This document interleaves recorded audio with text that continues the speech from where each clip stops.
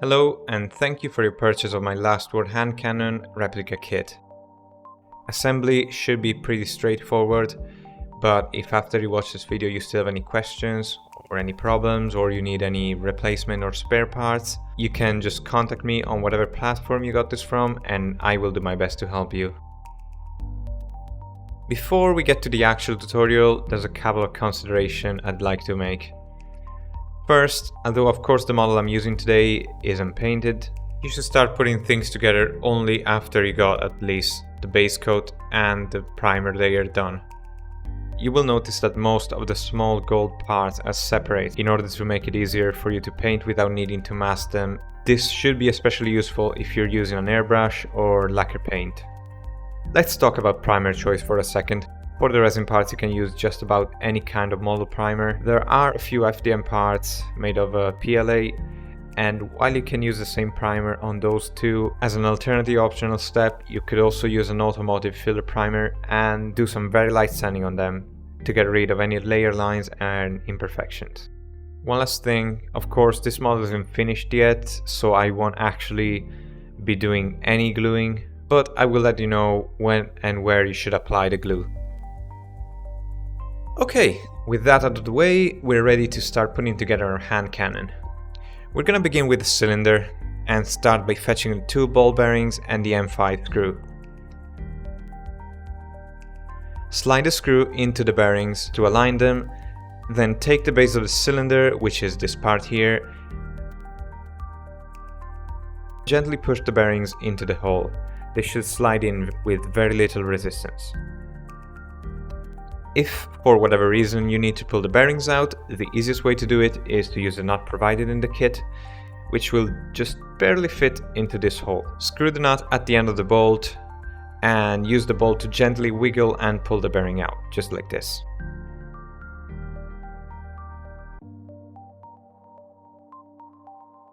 Now we're going to put together the arm of the swivel mechanism. Take the nylock nut and slide it into the hole in the back of the arm.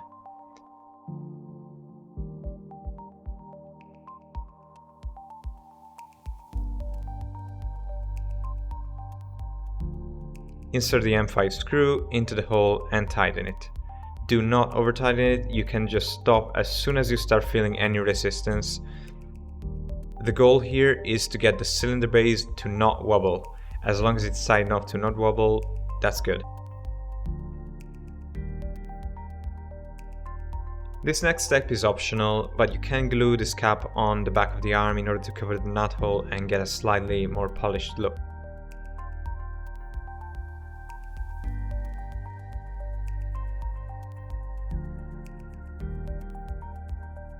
Now take the second half of the cylinder and glue it together with the base. You can use either super glue or two-part epoxy for this. Put the glue along the inner edges of the larger half of the cylinder. Just make sure not to get any glue in the bearings. Now push the two parts together and wait for the glue to set.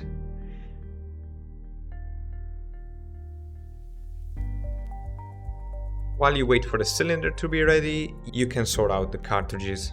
This is probably the easiest part of the whole thing. Just put some super glue on the inside of the larger half and push them together. With that done, it's time to assemble the grip. The easiest way to do this is start from the right half.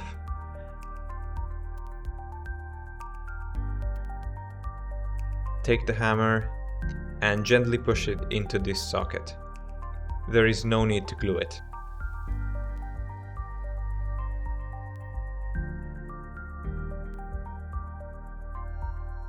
Take the trigger as well as the longest one of the two springs provided. Place the spring into the hole in the trigger, then push the trigger and its spring in place. Spring tension should be low enough that everything will stay in place without jumping out at you. Now take the cylinder assembly and the remaining spring, put the spring into this hole and slide the cylinder into the groove in the grip.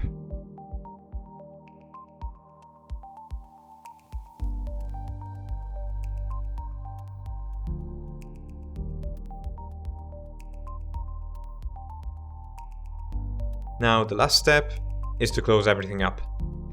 Put some epoxy on the pins as well as the two mating surfaces of the grip. In the painting stage, you should not get any primer or paint onto this surface to ensure that the epoxy will hold well. Be very careful not to use too much and not to have any of the glue overflow into the areas with moving parts, otherwise you'll risk gluing those in place too. This is definitely not a hard step, but it's one of the most crucial and delicate ones, so just take your time doing it right. Once the glue is applied, push the two halves together and let the pins guide them into place. You'll get the best result if you also put clamps on the grip to hold them tight together as the epoxy cures. Remember, however, that resin can be quite brittle, so aim for just as much pressure as you would be able to generate by gripping it firmly with your hands. Next, it's time to put the fake screws into their sockets. This is a very straightforward process. Just put a dab of glue into the hole and then slide the pin in as far as it goes. Each of the pins has a different width, so it's just a matter of matching the pin with whatever hole they will fit into.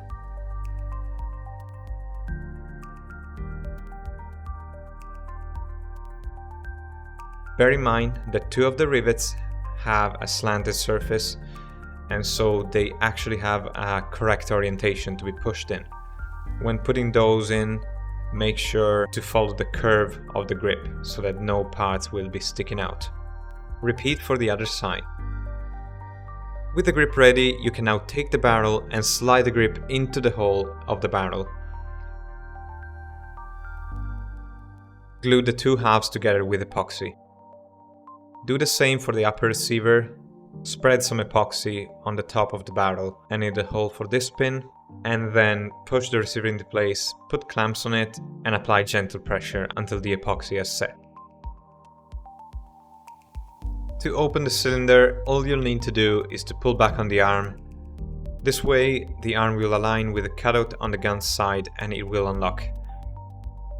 While holding it back, push the cylinder sideways and it will swivel open.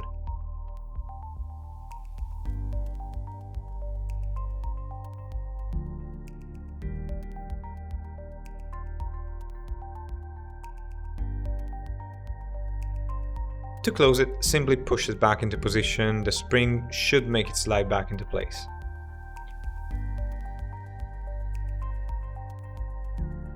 The closed position will prevent the cylinder from accidentally opening if you're just waving the model around. Last but not least, the kit also comes with a red cap you can slide into the barrel if your local laws require it, or if you're planning to take this outside your house to use for cosplaying, for example. That's it for this video. Thank you so much for watching and have fun.